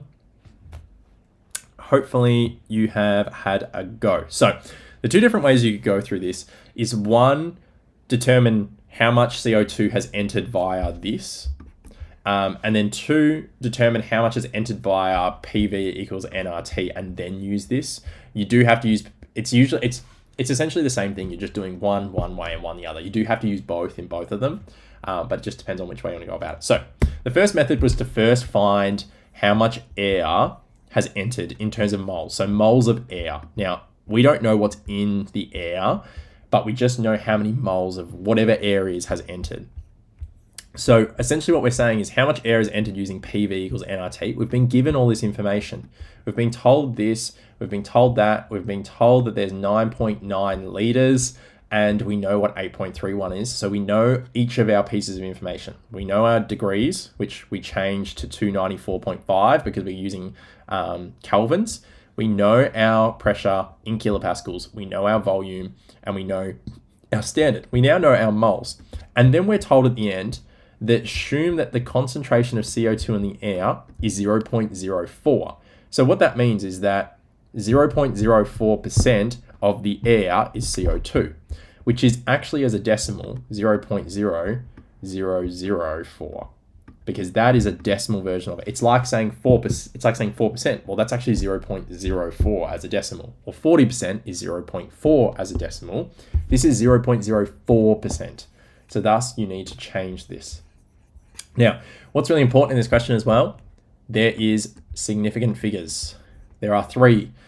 There's 4 in this one, there's 3 in this one, there's 4 in this one, there's 3 in this one. You always go with the lesser. So there's 3 significant figures. They've made it so obvious there's significant figures in this question. You must use significant figures. If you do not use significant figures, you will not get the right answer. You will lose 1 mark. So you must use significant figures. So as you can see in this, we've done N of CO2, so we know what the moles are, and we know that it's 0.04%. So we've divided it by 100, which gives us this one here, and we've multiplied it by the 0.41 moles, and we end up with this many moles in our answer. Now that should be to the power of -4. I don't know why that hasn't gone as to the power 2. I do apologize for that. But In this case, it's 1.64, which is 3 decimal places by 10 to the negative 4 moles. Now, what's the other way you could go through it? Well, alternatively, you find how much of the volume is going to get taken up by the CO2. So you've got 9.9 liters. So how much of the volume is going to come up? So remember, again, you need to change this into decimals. So changing this into decimals, I go 0.04 divided by 100. Once I've done that and I've got my different decimals, I can go through and say, all right, this is 0.00396 liters. And I go through and I do this with 0.0396 liters. Instead of doing this beforehand with the 9.9, I've gone the opposite. I found the liters and I found my answer, again, to the power of negative 4. That one was put down properly. I do apologize for the last one. But that is essentially how you go through that question there. Hopefully that is okay. That is a difficult question in terms of this. You did go through this in Unit 1-2. This is distinctly a part of Unit 1-2. If you struggle with volume to volume changes, mass to mass changes, or parts per million, I do suggest having a look at your Year 11 notes, because it is something you do need to know, and it is something that you do need to be able to apply. All right, then let's look at the next part of this question. So the next part of this question reads that calculate the amount of NaOH in mole that would be present in the solution that remains in the container. Assume that the NaOH did not react with the CO2, and the container is shaken thoroughly, and you get all of this. Now, we don't have a lot of time left, so I will go through this very, very quickly. I'll probably just put the answers up and just very briefly discuss it. But again, I want you to pause. 3, 2, 1, pause, and hopefully you're back. So in the first part of this question, it's saying, look, calculate the amount of NaOH in mole that would be present in the solution. So again, we need to determine that the solution is only 0.1 liters of this. And then we need to talk about, all right, well, what is my concentration of NaOH? Well, remember that we've been told here the concentration is this. So we can go through and determine that we have 0.01 mole. And that's what we want to figure out in mole. Then it says, in the container is then thoroughly shaken, ensuring that all CO2 in the air is absorbed into the solution. Calculate the resulting concentration of NaOH in the solution. So you now have all of this information. Really important. You need to use all of the information that's here. You've got all of this information. Use it. Apply it to your question. So now you need to know that you've shaken it all up, and there are 3 marks to this question. You need to figure out what are the moles reacting. So you need to figure out how many moles of what's going on. You then need to figure out what is remaining, and then what is the concentration of that. So I'm not going to go through this in super detail, again, just because we are a bit short on time, but this is the most important calculation because you are using this here. You need to make sure you come back and you use this here. You know how many moles of CO2, you then know how many moles of this, you can then do all of the rest, as you can see there. So let's continue on. This question here, let's go through this question here. Let's go through this part. So the average mark out of this was 3.5 out of 8. I'm going to very briefly go through it. So as you can see, submarines surface, they're using a PEM. A PEM is essentially a hydrogen gas, oxygen going in, and we get electrolysis and we get water as an output. Now it says state the function of the electrolyte in the cell, carry the current, you can say, or you can say moving of ions, pretty straightforward. Write the balanced redox equation for a PEM. Now this is something you need to know off the top of your head. You need to know it is H2 gas plus O2 gas goes to H2O. It's very easy to remember. Just remember it. Give 2 safety considerations. H2, very easy. So talk about ignition and its flammability. You can talk about the storage of it, all of those things. There's plenty of different points. This is what VCAR gave us. There's so many different points there. I want you to be able to go through that in a sort of pretty straightforward manner. Now, this is where it got more difficult. So it said state 2 advantages of a PEM cell compared to a diesel engine cell underwater. So I think probably the most important thing you want to talk about is that the most important thing you probably want to talk about is the outputs, because water being produced by a PEM cell, it can then be used in the submarine, or it can just be pushed out of the submarine, because water is a very easy thing for a submarine to deal with given it is underwater. So I would say that is realistically the first thing you want to talk about. And I think the second thing is, again, talking about outputs. Think about the toxicity of diesel. Think about diesel as a fossil fuel. Think about particulates. I understand this is not combustion, but you're still going to get those things coming out. I'd say they're the two best answers. These are all the examples that VCAR gave. I find this one very interesting. I noted it because they're both essentially saying a diesel engine. Look, a diesel engine is combustion, but it's not really distinctly saying we're not using a fuel cell. So I think this one's interesting. I think you need to very delineate between the two and say a PEM is a fuel cell, whereas a diesel engine is actually combustion. And then you talk about you can then go on to talk about your particulates and the toxicity of the environment. But I think this is a really good one down here, talking about the outputs and how PEM is water. And it's actually quite a useful thing when you're underwater. So you can go from there. And then it says most submarines generate more H2 gas for the fuel cell when traveling on the surface. Explain how the H2 gas could be generated. So this was a very difficult question. And VCAR was very adamant at the end by saying, it's very nice if in this example here, you actually put some calculations. So it generates more H2 gas for their fuel cells when traveling on the surface. Explain how the H2 gas can be generated. Well, think about it. You're using a fuel cell to produce energy. Well, what's the opposite of redox in a fuel cell? Well, think about electrolysis. Think about reduction of water into H2 gas. Think about decomposition of water into H2 gas. This is probably the more common example. I probably wouldn't say decomposition is one that's going to come straight to your mind, and that's okay. But I think reduction of water, using redox, using electrolysis, find what water is, and you get more. Actually, put this in your answer. This is like using a diagram, which we talked about in our last lecture in June, July. Now what we're doing is we're actually talking about using a chemical equation. Use this chemical equation, put it in there. And then in here, as you can see, you get electrolysis of water and seawater using energy from the diesel engine or solar energy. So solar energy is probably a great answer in this one because you're thinking green chemistry. And as you can see, most students did not include both components of the response. A small number of students provided a method of generation and were awarded 1 mark. So really important. You need to explain both, and you need to go through and probably give a chemical equation here. I think that is probably the best way to go about it. These were really tough VCAR questions. So we did actually get through all of them. We did blast through those last few. I do apologize. But as you can see here, these are tough VCAR questions. People struggle with these questions.